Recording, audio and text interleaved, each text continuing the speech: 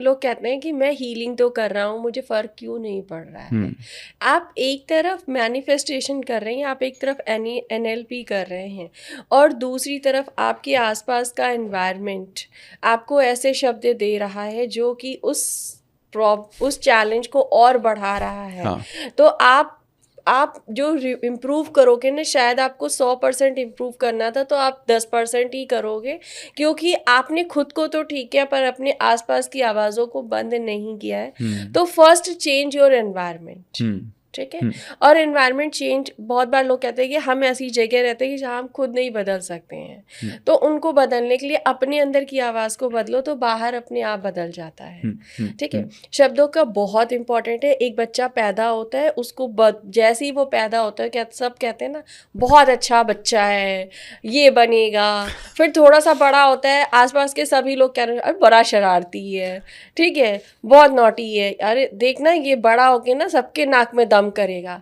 वो बच्चा सच में नाक में दम करता है, ठीक है। मतलब वो पेरेंट्स रिलेट कर पा रहे होंगे यहाँ पे, जिनके बच्चों के साथ अपने चैलेंजेस हैं, उन्होंने ज़रूर अपने बचपन में अपने बच्चों को खुद या उनके फैमिली के किसी अदर मेंबर्स ने ये चीज़ बोली होगी। शब्दों की फ्रिक्वेंसी बहुत मैटर करती है। कुछ शब्द आपके पास ऐसे हैं जिनकी ज़रूरत नहीं है, लेकिन फिर भी आप उनको डिक्शनरी में रखते हैं। शायद ऐसा हुआ तो, एक तो ये बहुत बड़ा वो बहुत बड़ा है। शायद जैसे कोई शब्द नहीं होता, उसको डिक्शनरी से निकाल कर फेंक दीजिए, ठीक है।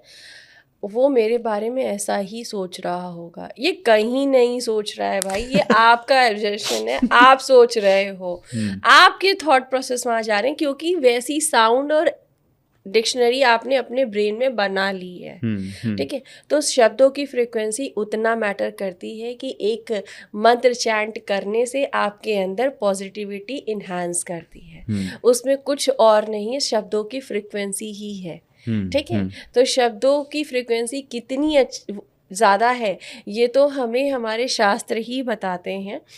जब हम कोई भी एक नॉर्मल शब्द बोलते हैं, ओम नमः शिवाय, या हम कोई चैंटिंग करते हैं, हम बहुत रिलैक्स हो जाते हैं, करेक्ट, ठीक है।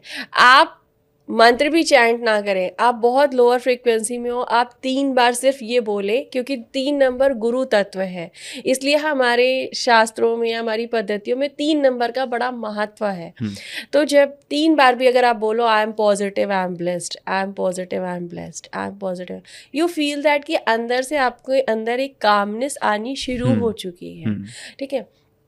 तो मैं इसको वन लाइनर में अगर कहूँ तो शब्दों की फ्रीक्वेंसी ऐसी है कि आप उससे जुड़कर उस जगह पहुंच सकते हैं जहां आप पहुंचना चाहते हैं, और उस जगह भी गिर सकते हैं जहां आप गिरना नहीं चाहते हैं। तो शब्दों का बहुत महत्व है, और महत्व इस तरह है कि जैसे पानी पीने के बाद आप बहुत प्यासे हो, ठीक है, और आप एकदम से रिलैक्स महसूस करते हैं, अच्छे शब्दों आपके जीवन में उसी तरीके से एक प्यासे को पानी की तरह, और एक इंसान जो बहुत कड़वी दवाएं पी रहा है, वो शब्द बिल्कुल वैसे हैं, क्योंकि आपके जीवन को आगे कड़वा ही करने वाला है।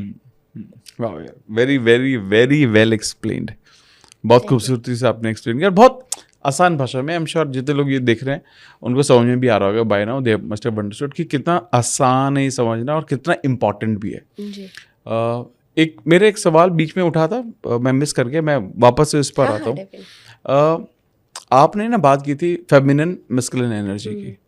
आज के दौर में देखा जाता है, जो हम देख रहे हैं लोगों के साथ, कि मेल्स में फेमिनिन एनर्जी बहुत बढ़ती जा रही है, फीमेल्स में उल्टा, फीमेल्स में मैस्कुलिन एनर्जी बढ़ती जा रही है, जिसकी वजह से आज के टाइम में हमें पता है कि फीमेल्स के साथ इश्यूज बहुत सारे, कंसीविंग में भी दिक्कत आती है जब आपकी एनर्जी इम्बैलेंस होती है, बहुत सारी चीज़ें होती हैं, ठीक है। तो इसका कारण क्या है कि ये इतना इम्बैलेंस क्यों क्रिएट हो रहा है आज के दौर में? हाँ, ये बैलेंस क्रिएशन सर बढ़ती उम्र के साथ बढ़ रहा है। बढ़ती उम्र साथ मैंने क्यों कहा, एक बच्चा पैदा होता है घर में, वो लड़की या लड़का ही होगा, ऑब्वियस सी बात है। पेरेंट्स उसे उसके जेंडर के अनुसार पालना शुरू कर देते हैं, करेक्ट है, ठीक है। हाँ। एक लड़की है, अगर वो किचन, मतलब कहते हैं लड़की हो तुम्हें किचन का काम आना ही चाहिए। एक लड़का चाय बनाने गया है, 10 12 15 साल का है, तुरंत पीछे से माँ की आवाज़ आएगी, तुम किचन में क्या कर रहे हो, बाहर आ जाओ। ठीक है, क्योंकि वो एक दिमाग में बना हुआ है कि ही इज़ अ बॉय, इसे ये काम नहीं करना, ये तो लड़कियों का काम है। ठीक है, तो आपने उसके अंदर की फेमिनाइन को उसी जगह ख़त्म कर दिया। ठीक है, उसी जगह ख़त्म कर दिया। उसके अंदर भी एक औरत है, उसके अंदर भी औरत इन द सेंस, उसके अंदर भी एक फेमिनाइन एनर्जी, वो भी क्रिएटिव है। हमारे देश में सबसे अच्छे शेफ, टॉपेस्ट शेफ जो है वो मेन हैं। करेक्ट। ठीक है, और हमारे देश में जो राष्ट्रपति हैं वो वुमेन है। तो ये कैटेगराइज नहीं किया जा सकता है, जो माँ को नहीं करना चाहिए।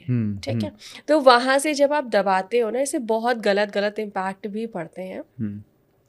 तो मैस्कुलाइन बढ़ने के पीछे, एक औरत के मैस्कुलाइन होने के पीछे का रीज़न ये है कि आप किसी चीज़ को भी सप्रेस करोगे ना बहुत लंबे समय तक, तो एक समय वो बाहर निकल कर आएगी। उसे लगता है कि मैस्कुलाइन की तरह बिहेव करने से मैं आज़ादी पालूंगी। ठीक है, एक बहुत बड़ा, क्योंकि आपने कोई भी इंसान कभी भी बंद कर रहना नहीं चाहता, कोई भी ऊर्जा बंद कर नहीं रहना चाहती। आप 10 सेकंड के लिए सांस रोक दो, वो भी तेजी से बाहर आने की प्रयास करने लगती है। ठीक है भाई, हम सांस लेते हैं, रोक देते हैं, उसको बांधते हैं, तो वो भी तो बाहर आती है।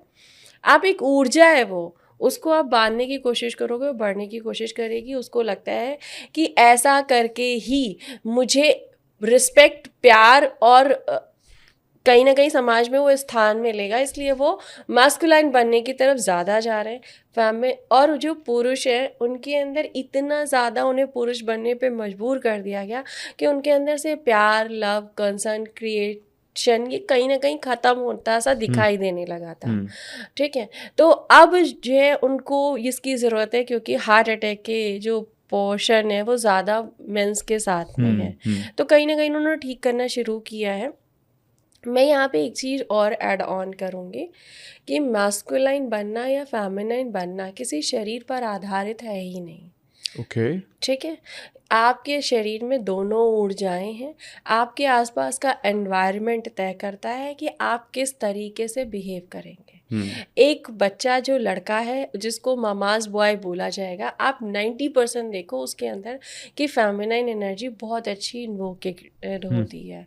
और एक लड़की जो अपने पिता के साथ बहुत कनेक्टेड होती है, वो बहुत ज़्यादा बोल्ड और दिखाते हैं, मतलब आप देखोगे कि प्रैक्टिकल है, वो बहुत बोल्ड होगी, बहुत एक्सप्रेसिवली एक्स्ट्रा ऑर्डिनरी चीज़ें करे, तो क्योंकि वो मैस फादर के साथ रह रही है, तो वो उसकी उस एनर्जी को इन्वोक कर रहे हैं। आपके अंदर कौन सी एनर्जी इन्वोक की जा रही है, ये इम्पॉर्टेंट है। और हमारी जनरेशन में 9, मतलब मैं ऐसा कह सकती हूँ 60% बॉयज़ ममाज बॉय रहे हैं, और जो गर्ल्स हैं वो पिता के साथ बहुत अच्छे से कनेक्टेड रही हैं। तो आज़ादी, मतलब आज़ादी भी नहीं कहेंगे, मैं कहूँगी एक तरीके से खुद को रिस्पेक्ट या वैल्यूडेशन करने के लिए शायद इस चीज़ को और ज़्यादा एनहेंस करा जा रहा है।